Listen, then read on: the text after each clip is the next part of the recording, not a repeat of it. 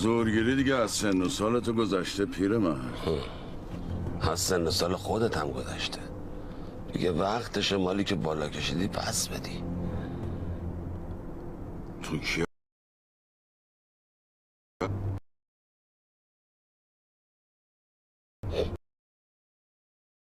تریش کارخونه رو علم کردی، ارباب شدی، خونه عیونی تو شمرون، ماشین مدل بالا، خودت، دخترات، دیگه نمیتونی هاشو رات اسرائیل. وقت نداشت مأموریت رو به من داد. اینجایی که تو چیزی رو تو دست گرفتی نشون بده چند وقتی دستتم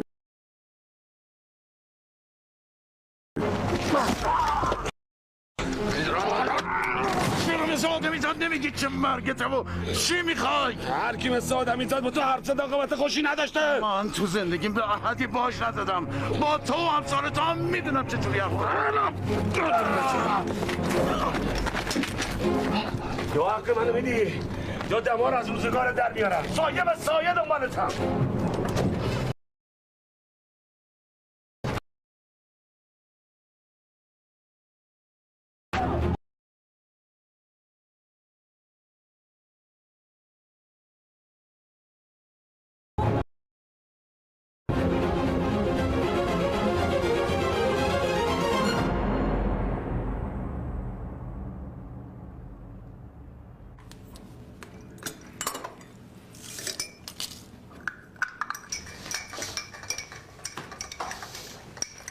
بابا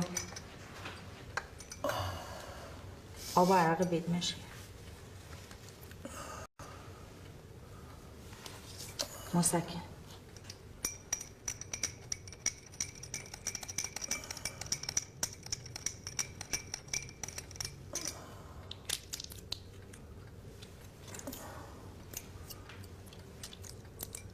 راستشو بهم بگی، واقعا طلبکار کارخونه بود؟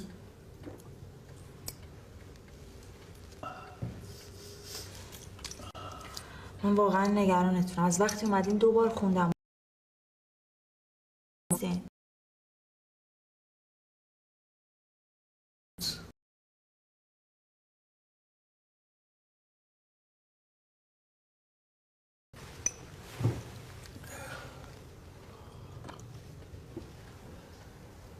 نگفتین کی بود؟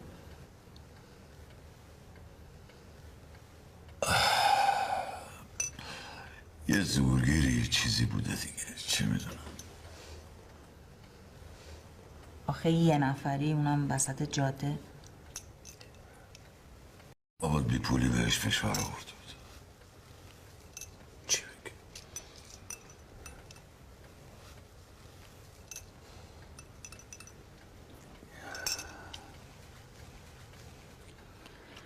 به نظرم یه مدت اصلا مدیریت کارخونه رو بسپاریم به یه کس دیگه. خودتون فقط نظارت کنید. شما به یکم استراحت احتیاج دارید. نگفته بودم وقت سختی نباید بترسی و فرار کنی؟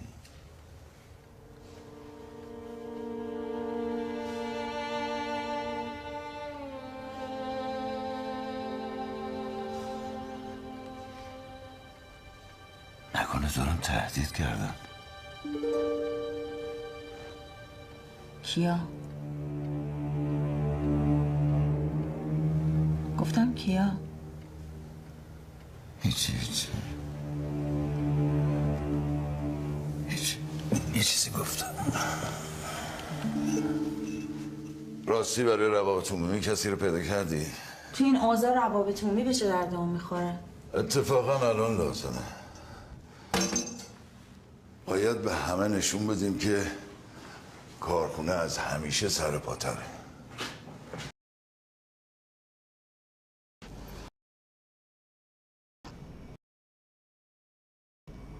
آره، ضمانتش با من. کجا جاش میدی؟ سالن طبقه اول. اونجا که پر آتشخانه، در دیوارش هم خرابه. درستش میکنم. براش کلی نقشه دارم. میخوای خرج رو دستم بذاری؟ زیاد گرون در نمیاد. طراح دکوراسیونش آشناست. کی هست؟ فریبا.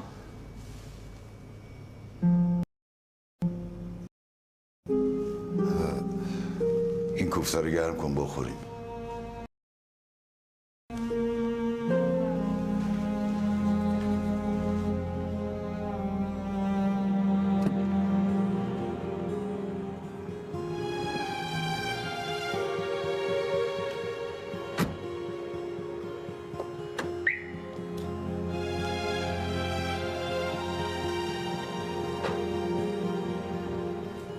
نه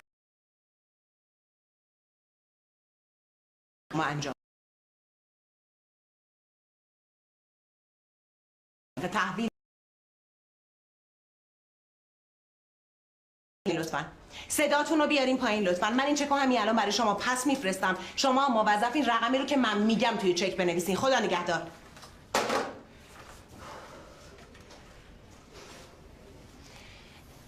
آقای مشکات، ما فقط زمانی حق داریم خورده فرمایش‌های خارج از پروژه کارفرما رو انجام بدیم که باهاش تصفیه کامل کرده باشیم. همیشه حق با مشتریه بله، ولی ما خدمت مفت و مجانی به کسی نمی‌کنیم. این چک هم برای این آقا پس بفرستین. مهندس ملکوتی رو برای من بگیریم واسه این اتاقم. سلام بیا تو. چشم.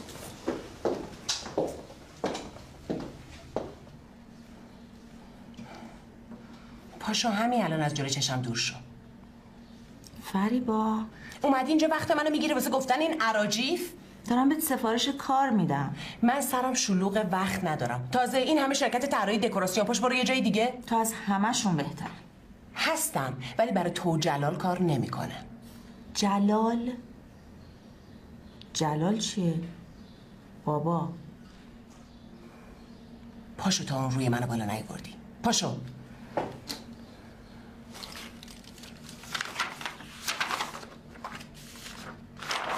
خیلی بی جنبه ای با این اخلاق گندت. هنوز اینجایی که تا قبول نکنی نمیرم از اینجا بیرون. مثل که دلت کتک میخواد. آره خیلی.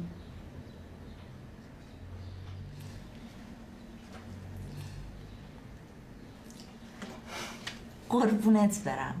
این خنده یعنی که قبول کردی دیگه.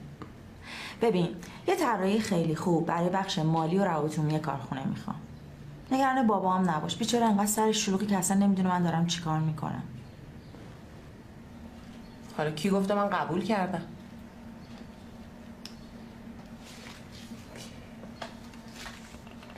الو احسانگر، پازوکی رو بفرست اتاق من. این همونی که میخوام بفرستم برای کار شما.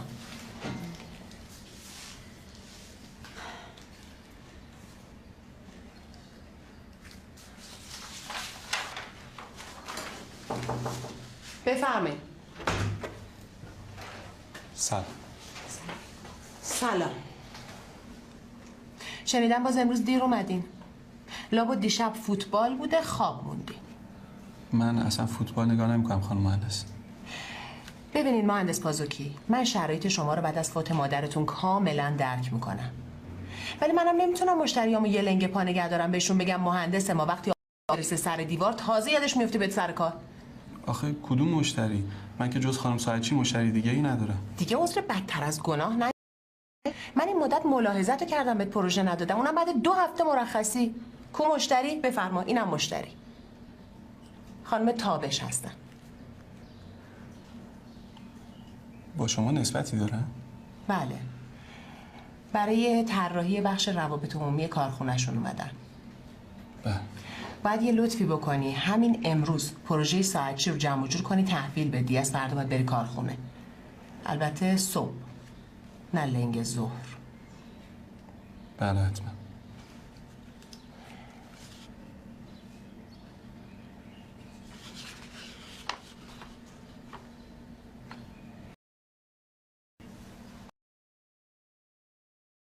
باشه.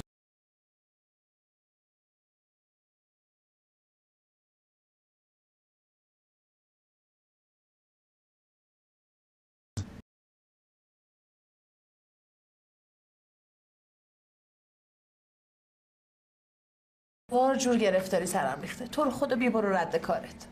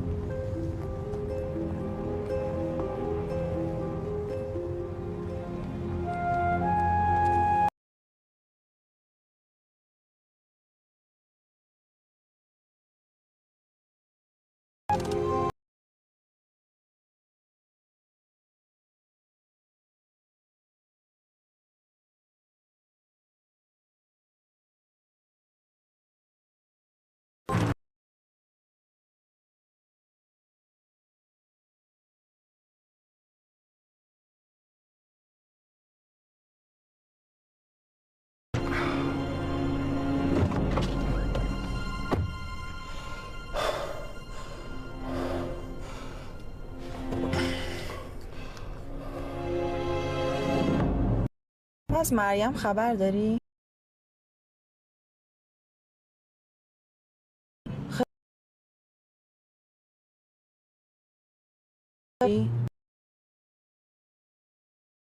به هیچ که آمارشو نمیده. ببین عزیزم، من یه پشت خطی دارم، بعد باهات صحبت میکنم. کاری نداری؟ نه خداحافظ. قربانت، خدا. سلام بابا.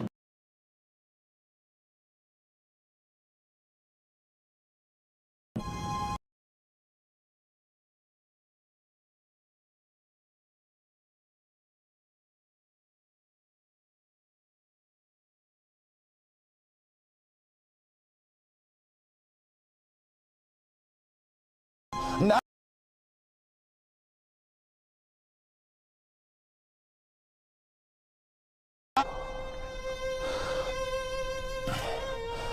نه دخترم، چیزی نشده. برای کارهای جدید میخوام برنامه ریزی کنم. میخوام تو هم باشی. منم برای همین دارم میرم دنبال مریم. دارم میارمش برای این کارا. خیلی خوب، برو زود برگرد. ببین پیش مریم رسیدی به من زنگ باشه.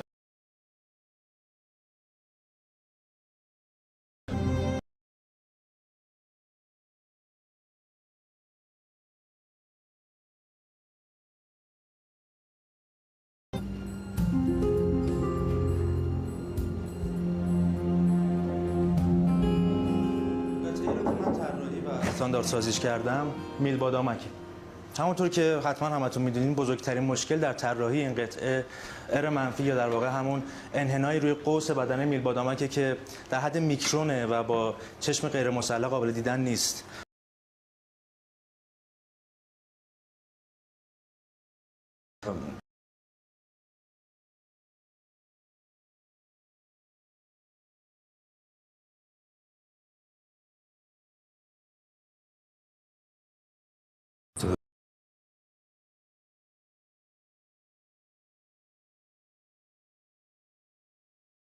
دوم، شتاب موتور رو بالا میبره. ببینید دوستان، اگر ما بتونیم اجازه بدین یه کاری بکنیم دیگه مزاحمتون نشه. همین سهم خیلی بزرگی در ساختن یک موتور داخلی با استانداردهای یورو 4 داشته باشیم و هم میتونیم در هزینه‌های ارزیمون صرف تولید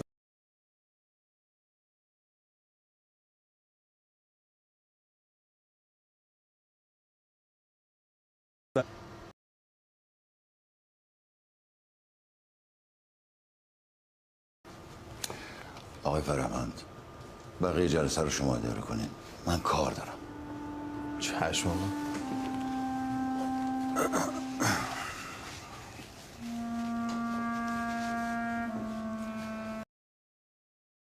ببخشید.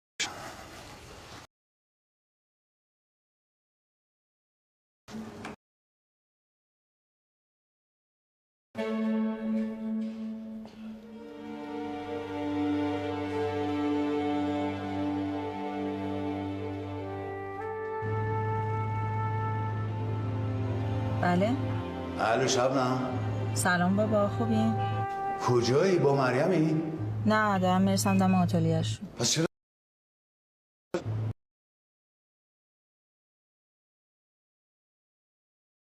امروز اینجوری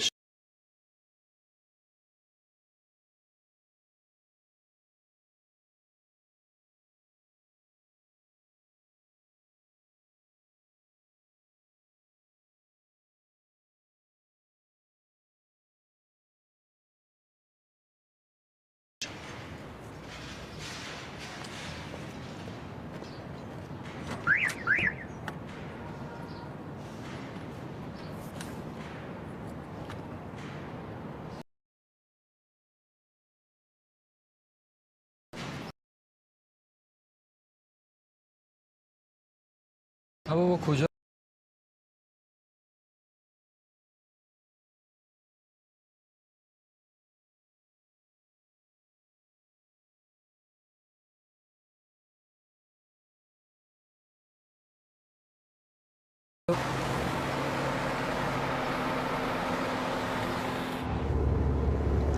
تابش با طرح موافقت کرد. خوشحالی؟ آره معلومه که موافقت میکنه. چیزی که تو داری میگی 100% به نفعشه. ای بابا یه جوری حرف میزنی انگار یادت رفته ما برای اینکه این طرح اجرا کنیم چقدر این درون در زدیم. نه اومد یادم نرفت.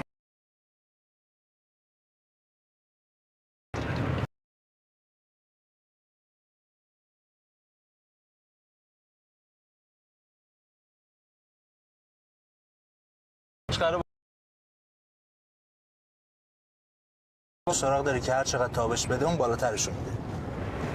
کمی کم 300 میلیون بالاتر. اگه به تولید انبوه برسه خودت هم شریک میکنی. این وسط چی گیر تو میاد؟ درسته طرح مال توه ولی ما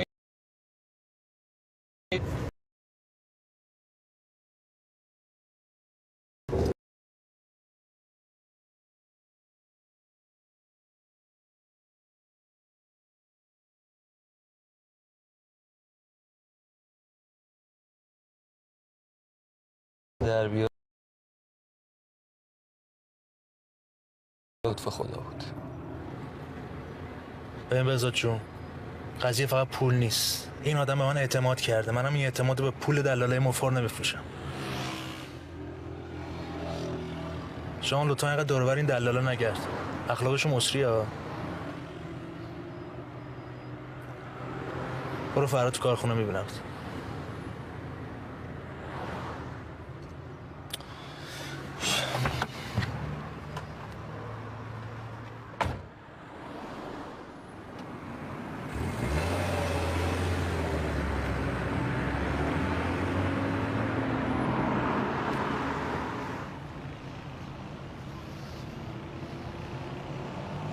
آقا سلام. نه قبول نکرد. میگم قبول نکرد. کله خرتر از این حرف هست. آره دیگه باید یه فکر دیگه ای بکنیم.